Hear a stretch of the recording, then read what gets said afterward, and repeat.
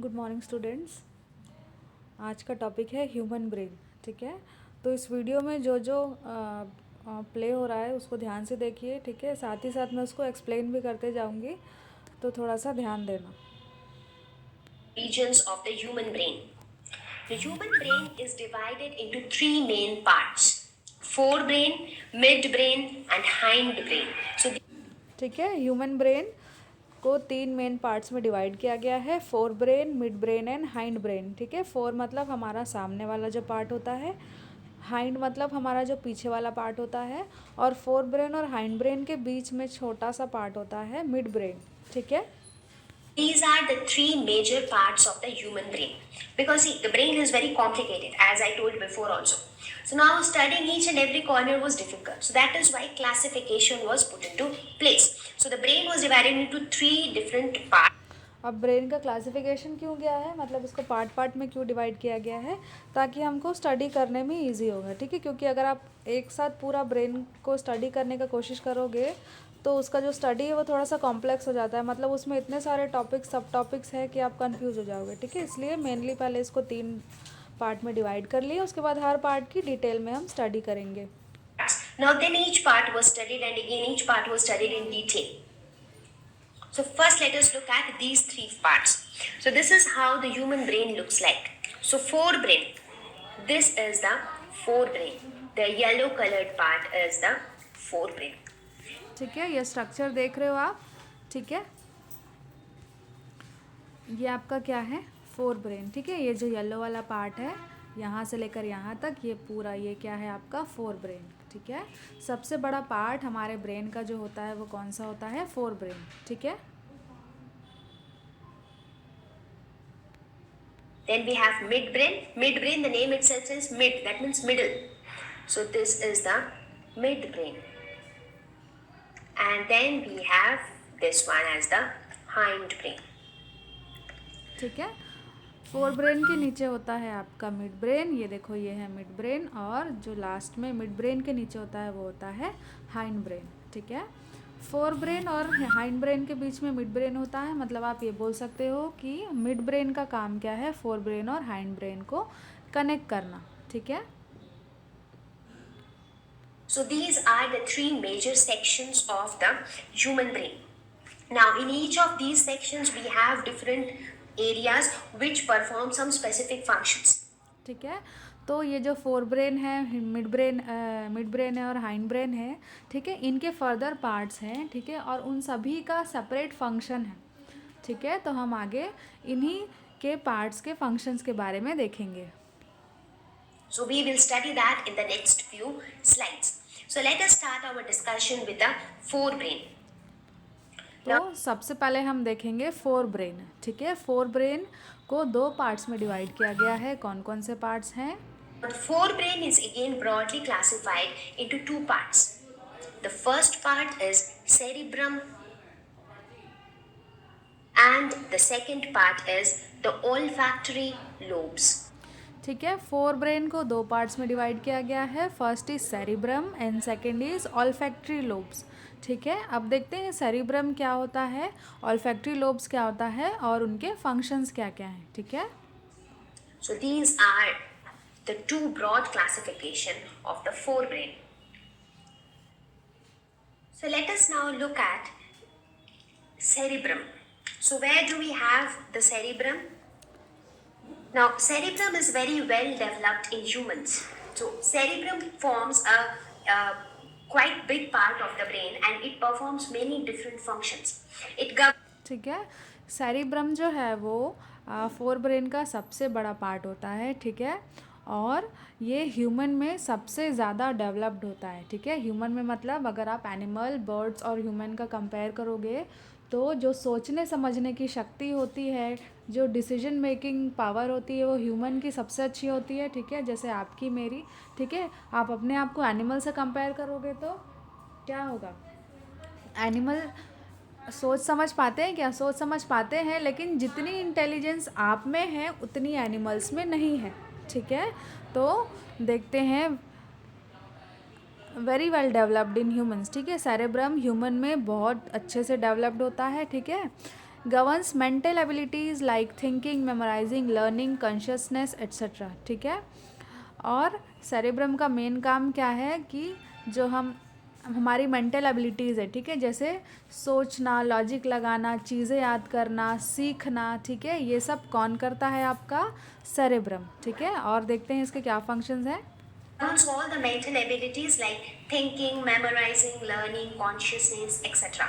So it is the seat of intelligence. So that is what make human beings special than all other animals, right? Because the cerebrum in human beings is very well developed. So they have got brains, they have got intelligence. So they can think and they can find out new ways, they can invent new things, right? So that is the speciality of human beings. ठीक है, तो seat of intelligence भी होता है cerebrum का function. मतलब अगर हम बोलेंगे ह्यूमन एनिमल से ज़्यादा इंटेलिजेंट होते हैं, है ना। इंटेलिजेंस मतलब समझदारी जिसको बोलते हैं, ठीक है। तो सेरेब्रम ही जो होता है वही ह्यूमन और एनिमल में डिफरेंशिएशन करता है, ठीक है। मतलब हम भी तो एक क्या है, सोशल एनिमल ही है, ठीक है। लेकिन हम में ऐसी क्या चीज़ है जो हमको एनिमल से अलग बनाती है? तो हमारा जो सेरेब्रम है यही हमको एनिमल से अलग बनाता है, ठीक है। सेरेब्रम का मेन फंक्शन क्या है? हमको इंटेलिजेंस देना। सेरेब्रम हमको इंटेलिजेंट बनाता है, जो कि एनिमल्स में इंटेलिजेंस नहीं होती, ठीक है। Now, enables to understand things through sense organs. Now, there are this. ठीक है, और हम जो सेंस ऑर्गन्स के थ्रू जो देखते हैं, सुनते हैं, स्मेल करते हैं, फील करते हैं, ठीक है, तो हमको ये सब कहाँ से समझ आता है? ये सब सेरेब्रम ही हमको समझाता है, ठीक है, क्योंकि वो मेनली क्या हैंडल करता है? इंटेलिजेंस हैंडल करता है, ठीक है। तो जो भी हम देखते हैं, सोचते हैं, सुनते हैं, ये सब कौन हैंडल करता है? हमारा सेरेब्रम, ठीक है। Cerebrum itself is divided into different lobes.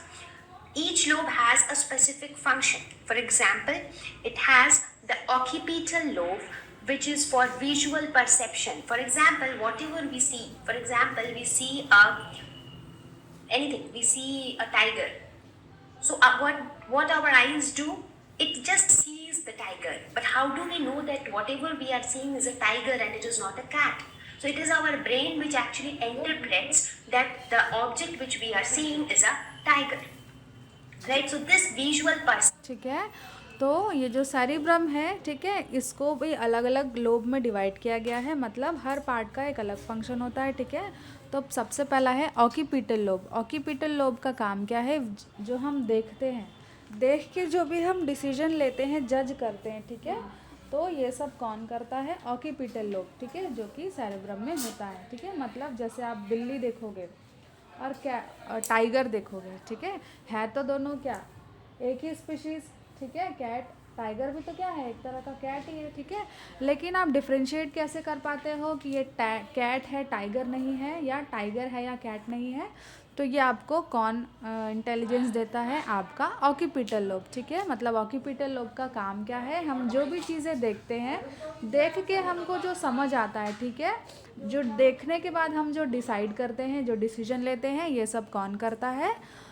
Occipital lobe, ठीक है। फिर आता है हमारा temporal lobe. Occipital lobe. So this is the occipital lobe which is used for visual perception. Next. ठीक है, तो ये ऑक्यूपिटल लोब कहाँ है? ये देखो, ये जो ग्रीन कलर वाला पार्ट है, ये वाला पार्ट है, that is our occipital lobe, ठीक है। अब देखते हैं टेम्पोरल लोब। टेम्पोरल लोब कहाँ पे होता है? Next is the temporal lobe, which is for auditory perception. That means whatever we hear, how do we know what we heard?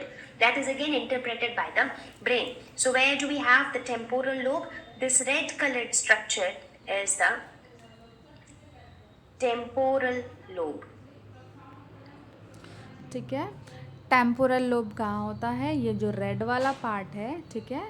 अब आप बोलोगे कि ये तो मिड ब्रेन है, फिर हम इसको क्यों सेरेब्रम का पार्ट बोल रहे हैं? मिड ब्रेन जो है वो इस टेम्पोरल लोब के नीचे होता है, ठीक है। मिड ब्रेन इस टेम्पोरल लोब के नीचे होता है। अच्छा, टेम्पोरल लोब का काम क्या है?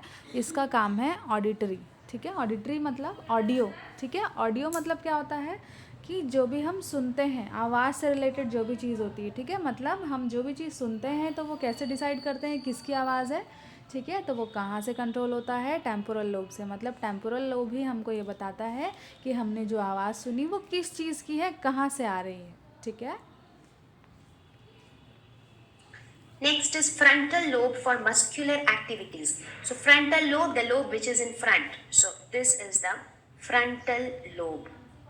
So this is about all muscular activities. I mean, for example, somebody told us, our teacher in the class told us that raise your hands. So who actually heard what the teacher told? It was heard by the ears. But who interpreted what we heard? The temporal lobe of the brain. So the temporal lobe of the brain actually understood what the teacher told. So now the brain will have to instruct the muscles of the hands to raise the hand.